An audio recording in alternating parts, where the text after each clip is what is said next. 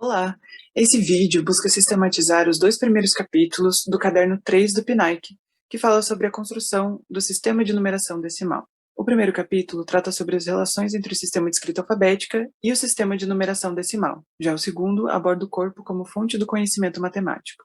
Esse trabalho foi realizado por mim, Lorenzo, e pelas minhas colegas Caroline, Douglas, Letícia Garcia, Letícia Jeski, Luísa e Rafaela. Bom, algumas relações podem ser feitas a partir da alfabetização e do letramento da língua materna e da matemática. Ambas pressupõem o conhecimento das características de organização de seus respectivos sistemas, o sistema de escrita alfabética e o sistema de numeração decimal. No caso da alfabetização matemática, entender a necessidade de quantificar e de registrar é fundamental para que se compreenda as convenções do sistema de numeração decimal. De acordo com Viana, 2014, além do registro permitir a operação com os símbolos, uma das principais particularidades desse sistema é seu caráter posicional. Sabe-se que no caso do sistema de escrita alfabético, é preciso que o alfabetizando entenda que a escrita representa os fonemas, partes sonoras das palavras que são menores que as sílabas. Para o sistema de numeração decimal, é preciso entender que a escrita numérica registra qualquer quantidade a partir de 10 símbolos, do 0 ao 9.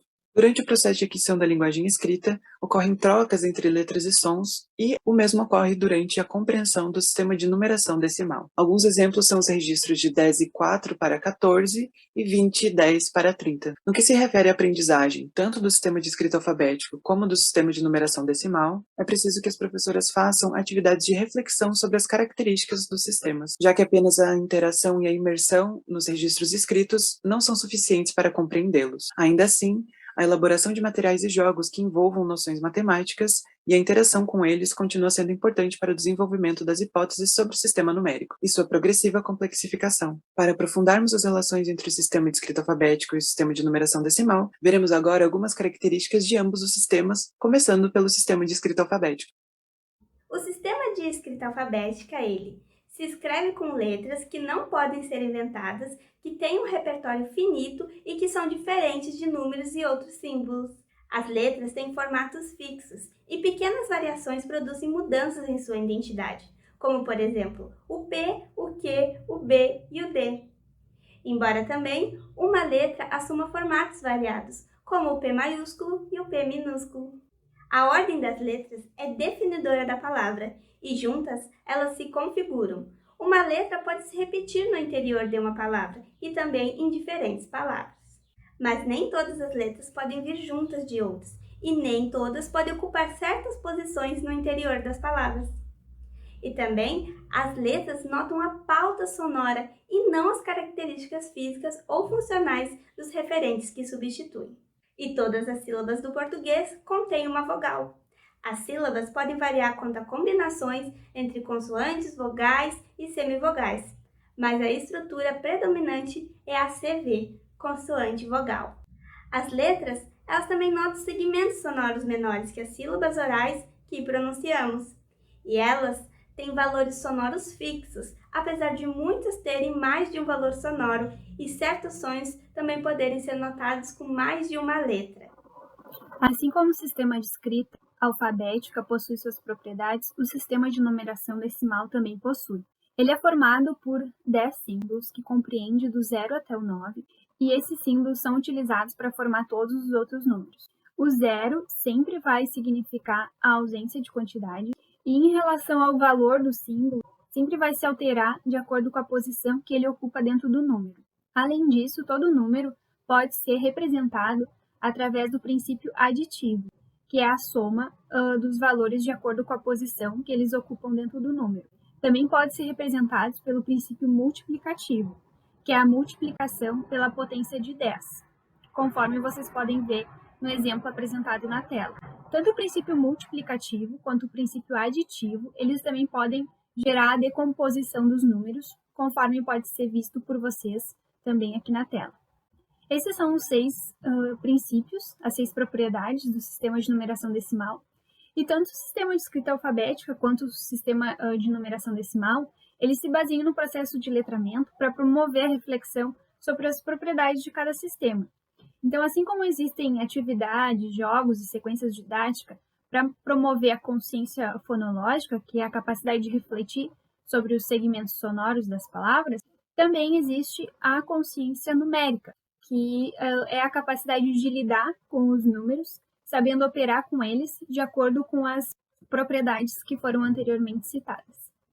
O corpo como fonte de conhecimento matemático. Então, por muito tempo desenvolveu-se a crença de que para aprender matemática a criança não deveria utilizar o seu próprio corpo ou partes dele, porque acreditavam que isso tornaria um obstáculo na aprendizagem da criança. Os dedos, por exemplo, seriam o primeiro obstáculo, porque é de fácil acesso para a criança conseguir conferir as quantidades.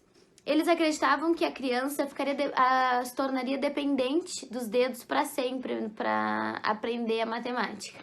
Então, agora a gente vai ver algumas considerações. Letra A, a valorização do uso dos dedos. O que seria isso? Por que a gente deveria valorizar? Porque a valorização faz com que a criança construa a sua base simbólica, ajude a construir. Letra B, a exploração das mãos como ferramentas no registro de quantidade e para realizar mediações é uma aprendizagem social. O que seria isso? Como, por exemplo, desde o nosso primeiro aninho, a gente é induzido, né, na contagem, no usar os dedos. Por exemplo, 1 aninho. Então, isso é uma aprendizagem social. Nossas crianças foram proibidos de utilizar os dedos para descobrirem procedimentos mais práticos de somar. Como, por exemplo, 5 mais 5 é igual a 10, que é igual às 2 mãozinhas juntas. E também por procedimentos como o de multiplicar. Multiplicar por 6, por 7, por 8 e outros números menores que o número 100, menores que 100. Por isso é que se deve incluir o corpo como fonte essencial e primordial do fazer matemático na alfabetização. Bom, a escola nega a história da matemática, pois sabe-se que em tempos antigos quantificava-se com pedras os cálculos e com os dedos os dígitos. Com a facilidade de utilizar os dedos das mãos e dos pés como contas, é de fácil acesso a gente utilizar essas ferramentas como forma de contagem. Já que os dedos eles são órgãos carregados por nós desde o nosso nascimento e geralmente são invariantes entre os seres humanos, ou seja, a quantidade é 10, fica de fácil acesso que todos possam utilizar essa ferramenta dentro da sala de aula.